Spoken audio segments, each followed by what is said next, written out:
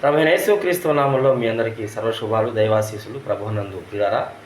ఈరోజు యవనస్తులతో దేవుడు స్పష్టంగా ముక్కుసూటిగా మాట్లాడుతున్న మాట ఏంటంటే, ఆనాడు తిమోతికి పౌలు రాస్తూ ఉన్నాడు, తిమోతిని యవనుడు అయ్యా, నీ యవనాన్ని బట్టి ఎవరు తృణీకరింపక చూసుకో అని 4వ అధ్యాయం 11లో మాటలోను, ప్రేమలోను, ప్రవర్తనలోను, పరిశుద్ధతలోను, విశ్వాసములోను నువ్వు విశ్వాసులకి మాదిరిగా ఉండయా అని ఆనాడు పౌలు అనే మహాభక్తుడు యవ్వనుడైన తిమోతితో చెప్తూ ఉన్నాడు. ఈరోజు ఆ మాటలు మనకు కూడా వర్తిస్తాయండి. ఎందుకంటే యవ్వనం అనేది దేవుని దృష్టిలో పక్షిరాజు లాంటి క్రొత్తదనం లాంటిది. యవ్వన కాలంలో ఆయన మన మీద భుజాల మీద ఆయన కాడి మోపాడట. నీ భుజముల మీద కాడి మోపిన వాడును యెహోవాయే అంటాడు ఒక చోట. మన యవ్వనాన్ని బట్టి దేవునికి అప్పచెప్పుకుంటే మనల్ని దేవుడు పక్షిరాజు వలె బలవంతునిగా చేస్తాడు. ఆమేన్.